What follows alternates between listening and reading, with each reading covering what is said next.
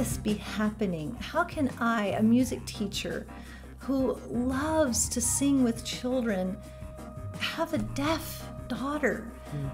How does that work into your plan? Yeah. How could this possibly be good? When I step back from the picture, when I try to get more of a God's eye view, a little broader perspective, then I see, He has made all things work together for good according to His purposes. I can just trust that He has a reason for everything that's going on in my life, and I can just trust that He's making something beautiful. Welcome to the Extraordinary Lives Podcast, where we talk about lives that go beyond the ordinary to the extraordinary, with the extra being Jesus.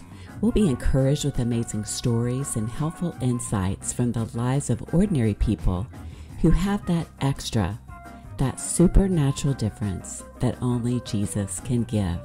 I'm your host, Ellen Bennett. Thanks for joining us. Today, I'm here with Myra Cullum. I first met Myra through Matt, my son, at his Christian school when he was in first grade. She was the music teacher, and she also decided to start a strings program, and she went with Matt and me to pick out his half-sized cello. Later, she also taught my daughter Haley violin. I have been struck by Myra's dedication to serving Jesus. She is intentional about living her life for Him in all circumstances. She and her husband even worked at a Christian orphanage while on their honeymoon in Thailand.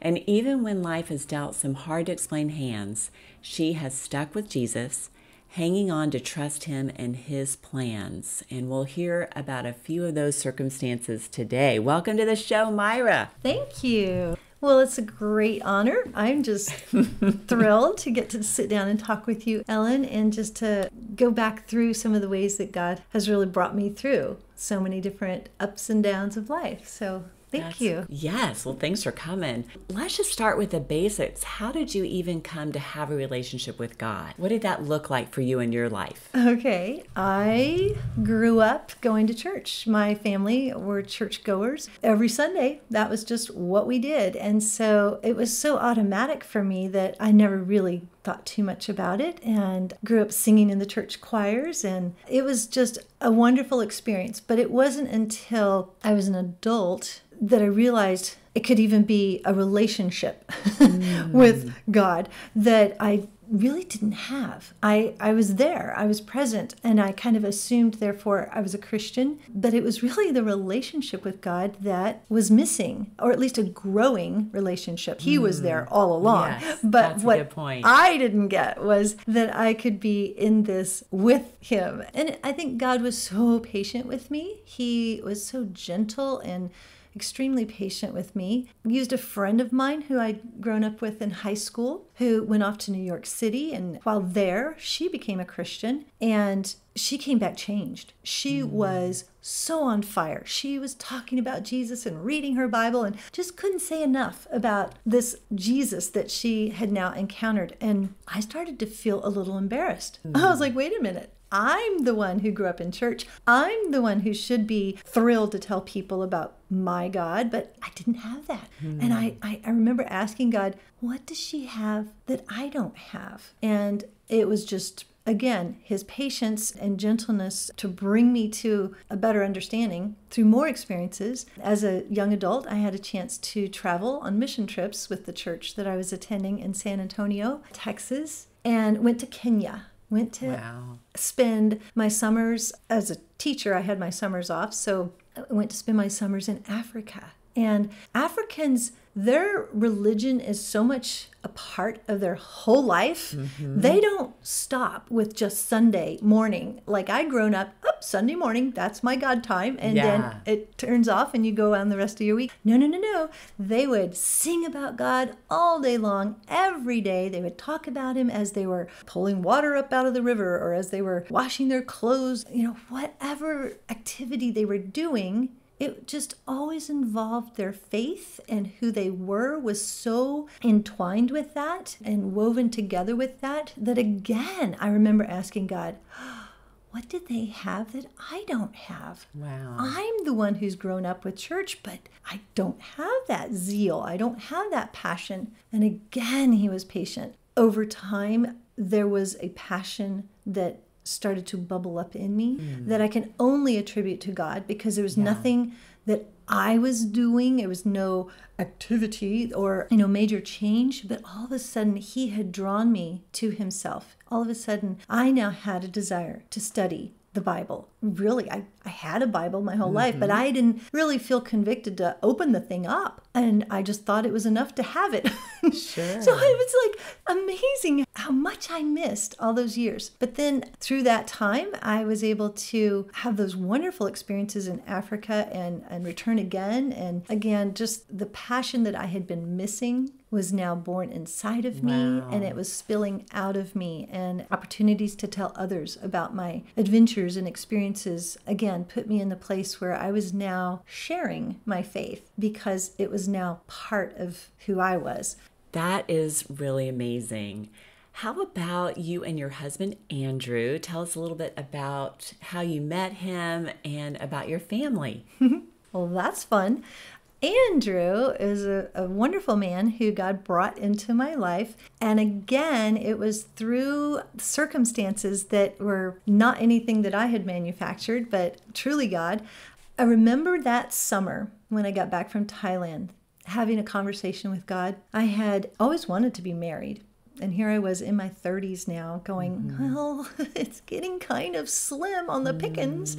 And I remember thinking after that trip to Thailand, Jesus, you are sufficient. I can honestly say for the first time in my life, after being on these mission trips each summer, that you are sufficient. If I never get married, I will be satisfied with just you, Lord, in my life. But if I could find a husband, I'd be okay with that too. Yes. But for the first time in my life, I wasn't pining away, wishing I had something more. I was really satisfied. And at that point, I just prayed. I was like, Lord, you're enough. But if you have it in your plan, I would love to be married. I met Andrew that week. Wow. So we met at church. He had come to visit on the Sunday that I was giving a talk about Thailand. I had just returned from a mission trip, and I had slides to share, and he was in the Sunday school class visiting, and he looked at my pictures and said, I know some of these people. And I said, how?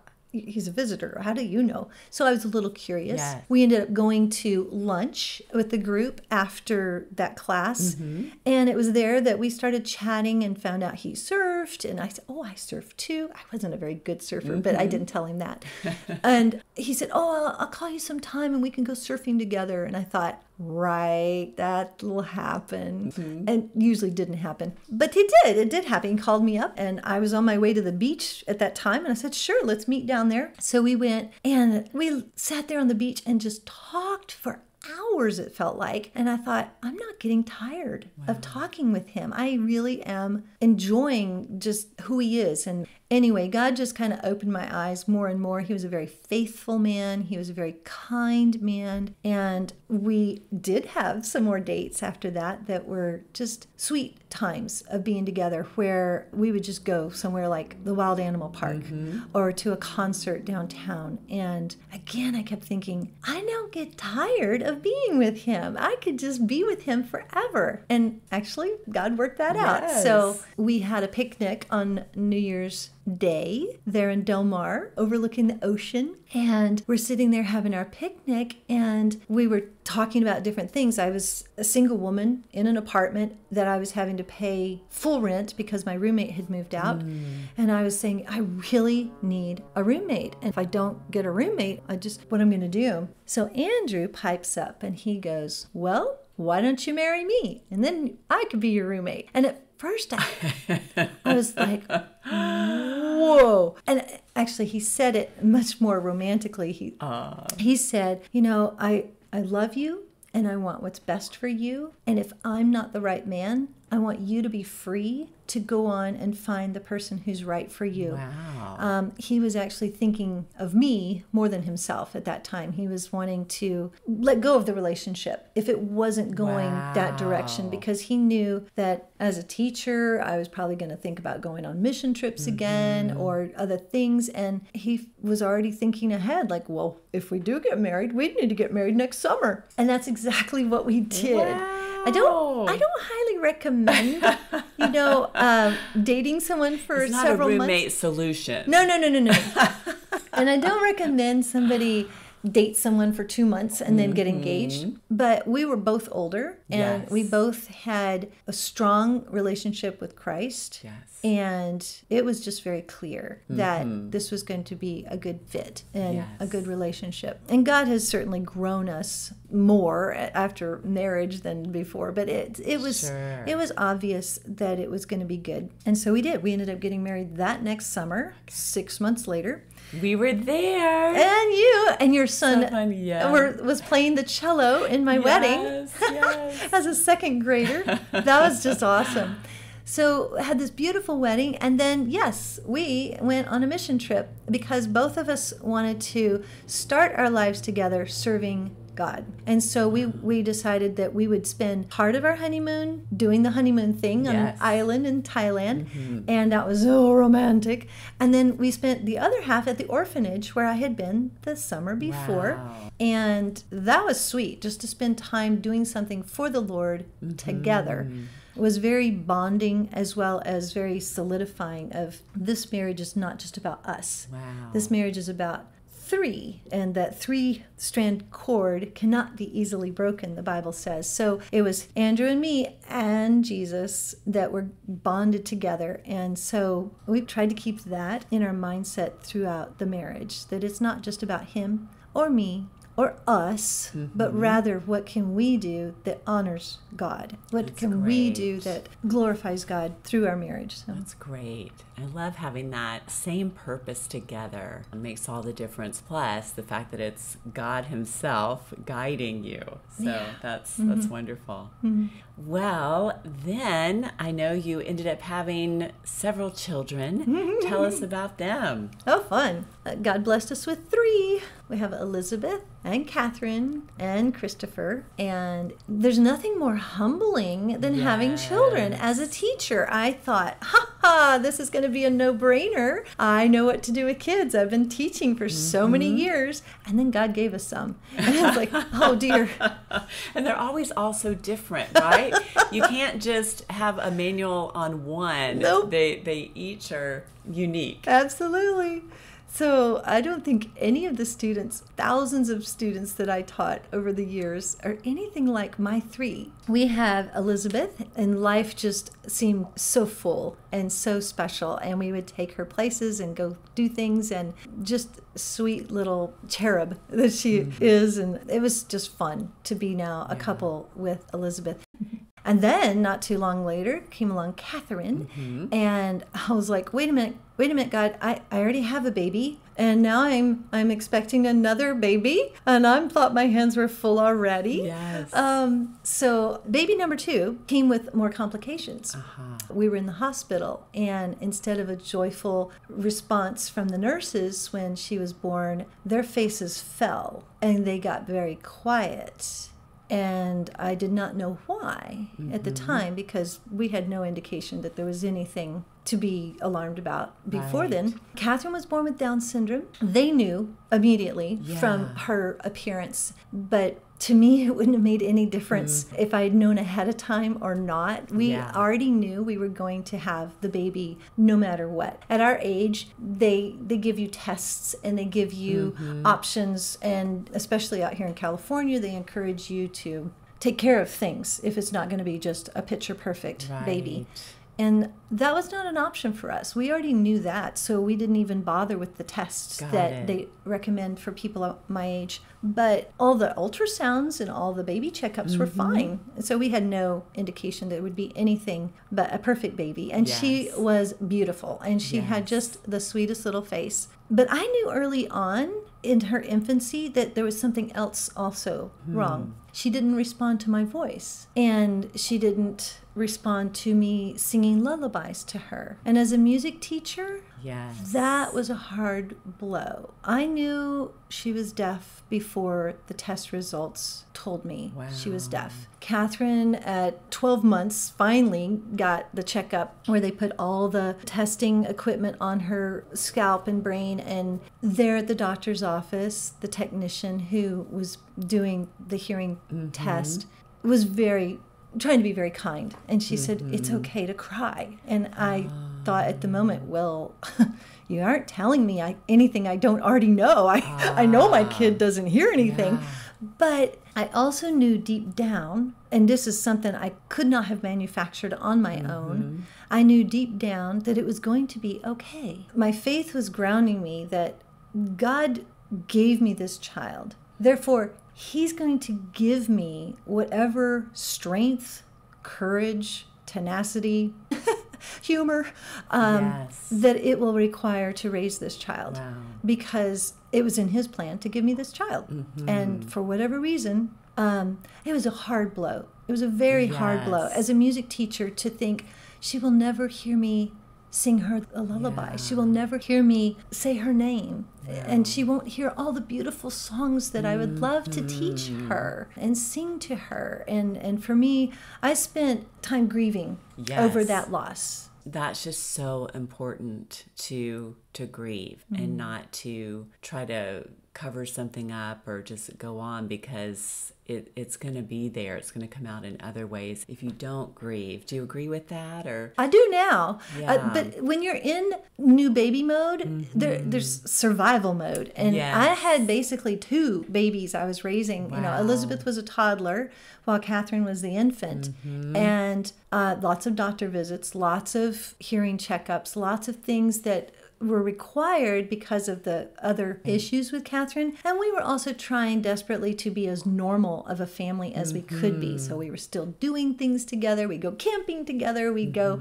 places. We'd go to church together. Everything that we could to normalize the situation we tried to do. And so I think for a season, Ellen, I really did shove the grief. I really did not allow myself time to grieve, because I was literally just surviving. You know, there were diapers to change and laundry to do and meals to cook and all kinds of things. My husband was grieving. My sweet, wonderful husband was literally grieving.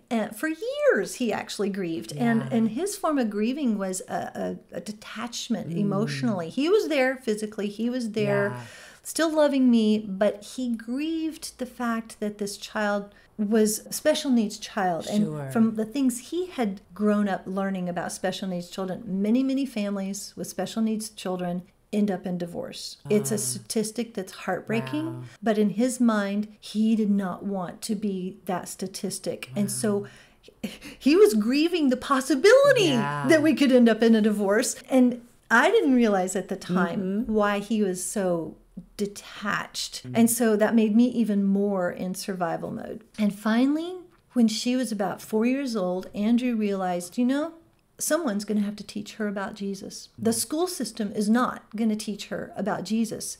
And he realized, I need to know sign language. Because up until then, I had gone to all the therapy sessions. I had been learning sign language. I had been signing to her and giving her all of the language that I could. But Andrew, he sat with a book at night after work. He would study and sign and study and sign. And he learned all these words. And in a few months, he had more vocabulary than I did. And it was so impressive. And it was so precious. And his heart's desire was, I need to know enough to be able to tell her about Jesus. Because in his mind, he realized, okay, this is the situation. We just have to deal with it. And it was somewhere about that time where I realized he is here for us. He is going to be a strong and good daddy and a great family leader. And I then let go Yeah. And I grieved. I was a mess. I was a total wreck. I was in the floor weeping. I was crying.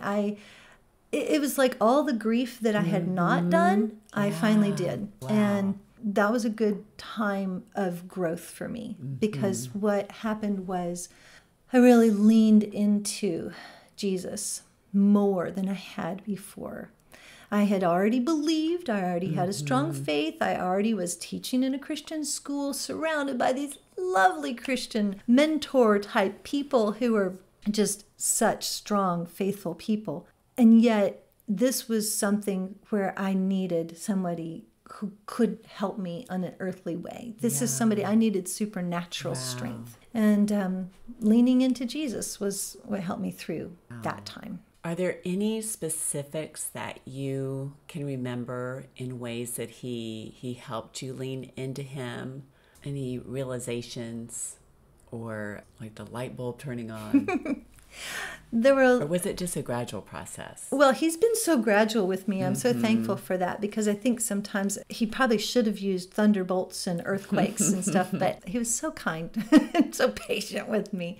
I think I can look back now and see times where we struggled with things, and it was in the struggles and it was in the difficult times where he was most present. Up until then, I had my mountaintop experiences, my mission trips with God, my working at the Christian school and making music with hundreds of children, praising the Lord and leading chapel. And I had all these wonderful mountaintop experiences, but there in the dark, crying on my bedroom floor, to feel his arms around me, to feel his patience and kindness and love just envelop me. There were times where we had to struggle as Catherine grew and entered school systems and so forth. We had to find a place that would service her in her special needs as well as the deafness. And for example, there was one school situation where they would service her special needs, but they didn't really service her deafness. And then another situation where they serviced her deafness, but not her special needs. Wow. And I felt like I was going into a battlefield at all these IEP meetings, these meetings for individual education plan to develop for this child what would service her best. And of course, it was all about money with the school district. So I had to be her advocate. I had to be the one who would get in there and duke it out almost, with legal words and so forth, so that the school districts would do what was best for Catherine. And through that, I realized if I hadn't had to struggle so hard, then we probably wouldn't have left one school situation to come to another. At this point, Catherine is at Carlsbad High School and having a wonderful experience. She's on the dance team. She's in a class with other deaf students as well as mainstream into the regular school day with an aide and an interpreter. And she is just thriving. And it's just so encouraging as a mom to watch her blossom. That is so exciting. And I know she even got an article written about her in the school newspaper, right? They were thrilled to meet someone who could be on the dance team but not hear any of the music.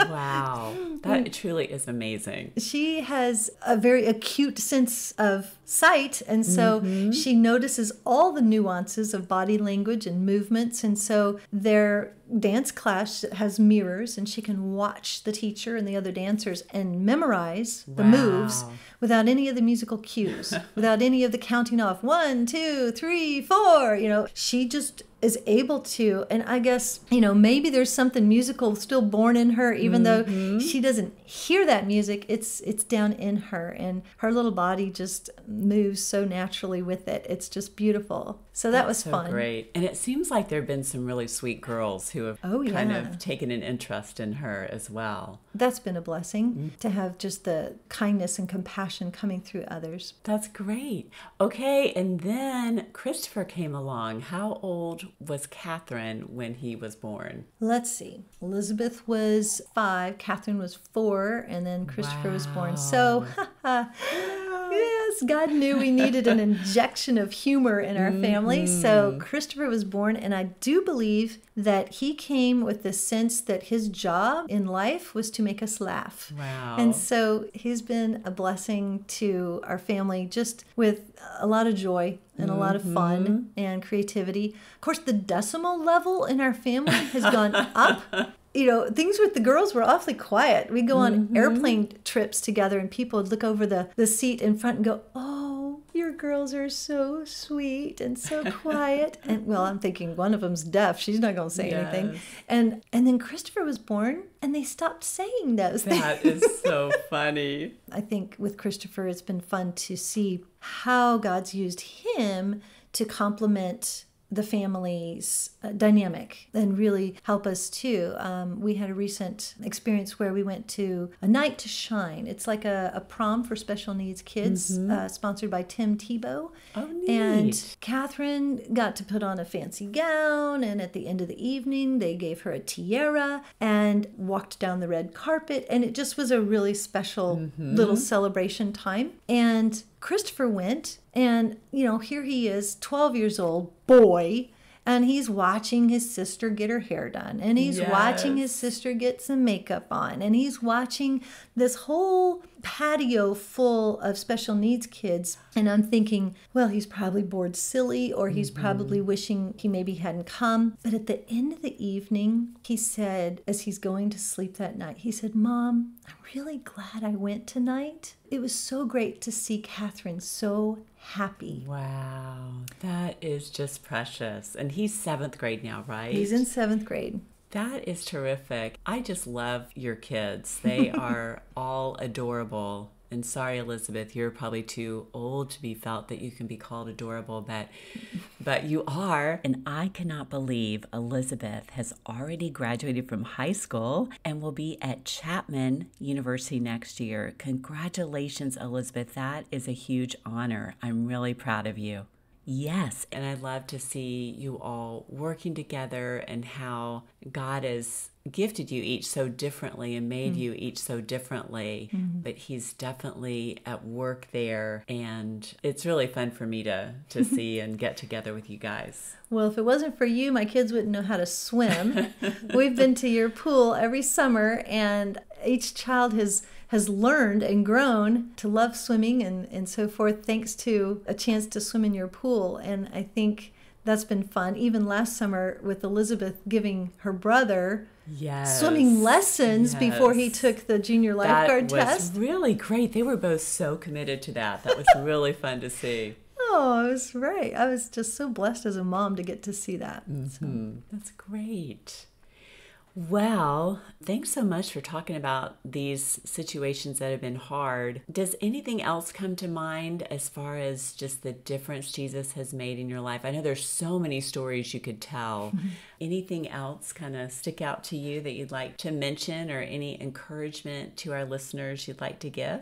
One thing that I heard long ago had to do with an image of a tapestry. When you're looking at one of those beautiful artistic tapestries, like, you know, in a castle somewhere, where they just take the whole wall up with this tapestry, and it's intricately woven and the threads are sewn together. When you're up close to the tapestry, you can see the colors and how they entwine and are woven together, but you don't really see what the picture is when you're that close. You might take a step back and you see, oh, I'm looking at a horse. And you may take another step back and you think, oh, I'm looking at a horse with a rider. And that rider is riding through a field of beautiful flowers. And you take another step back and you see the whole picture. I think at times in my life when I have struggled with, what does this mean, Lord? Or how could this be happening? How can I, a music teacher who loves to sing with children, have a deaf daughter? How does that work into your plan? How could this possibly be good? When I step back from the picture, when I try to get more of a God's eye view, a little broader perspective, then I see, he has made all things work together for good according to his purposes for them that are called. I'm encouraged by that, Romans 8:28, because when I look back at the hard times, the struggles, or the heartbreaking times of my life, and I wonder, how does this fit? I'm not understanding it. When I realize he's making the picture, not me. He's the artist. He's the craftsman. He's the master. And I am just woven in here. The relationships that I have, or the people he's put into my life, are like those other colors of threads. And I'm just in there. And he's got a bigger plan. And so whether or not I ever get to step back far enough to see his plan here on earth, I can just trust that he has a reason for everything that's going on in my life. And I can just trust that he's making something beautiful. And it's something that will bring glory to him and honor to him when my heart is for him. It just helps me to think of that picture of a tapestry. Yeah, that's a great illustration. Earlier you were talking about your identity in Christ and even about forgiveness. How have you seen that really play out in your life with Jesus?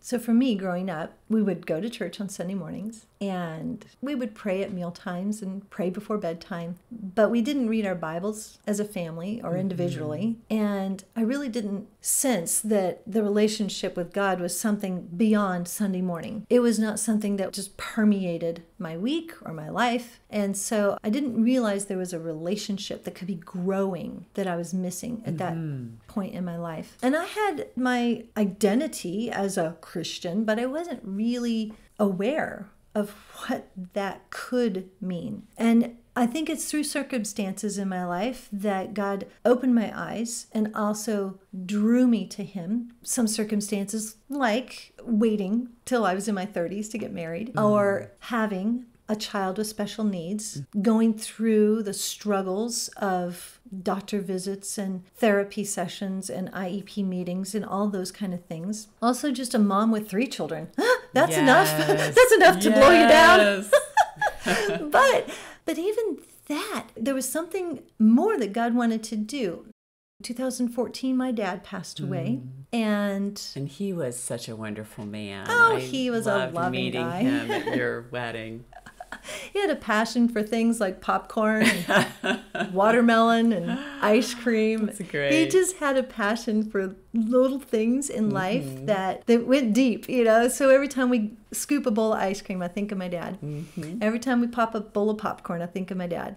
Homemade pizzas on Sunday night, those kind of things. Well, when my dad died, something shifted in my family. And it was a time of estrangement. It was a time of great pain in my life because all of a sudden, the rest of my family wasn't talking to me. And I could not understand why. I didn't even get invited to my dad's funeral. Wow. It blew me away. I was deeply in shock from this, and spent a time grieving the loss of my mother, a relationship with my mother, relationship with my brother and his family, and my nieces and nephews. And just the pain of that was devastating. And I spent a lot of time just torn up inside. Through that time, one thing that God did was he reminded me that my identity is not as Myra, part of the thrower family, part of the Texas group, or even Myra the teacher, or Myra the music person, but Myra the child of God. And my identity as his child, my identity through Christ, through what his sacrifice was, through his atonement for my sins, through his work, I have a relationship that is everlasting. I have confidence. I have an advocate. I am never alone. Oh, what a relief. But it took some really painful times to grow into that understanding. And I think, boy, I am thick-headed. He took so long to get me there. But I wish I was a faster learner, but I'm not. But, again, my God is so patient with me, and I'm so thankful for that. He could have just zapped me with some thunderbolts and things, but he didn't. He was just patient. But he brought me through, and what I realized was I could still love my family even if they didn't respond back. I could still, and only through forgiveness. I mean, Jesus has forgiven me for my sins and blunders. He has forgiven me, and therefore I can forgive others. And so the pain that I experienced and still do, I just give forgiveness to them. And that is such a relief. It gives me the ability to go on with my life. Sounds like a real sense of freedom too.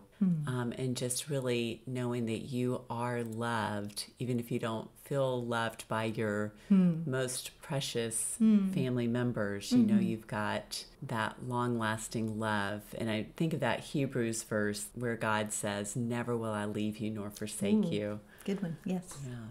Absolutely. Good. Well, thank you for sharing that. I really appreciate that. I think we all go through hard things with our families, and sometimes harder than others, and sometimes totally unexpected, as yours was. And as I remember people saying, you can either become better or bitter. And it's very easy in our human being natures to become bitter because it is painful and hurtful. Yeah. And to choose that path of forgiveness and for God to just love you through it and to help you find that identity in Him is just huge. So thanks for sharing. Thank you. Thanks for the opportunity to share too. Yeah.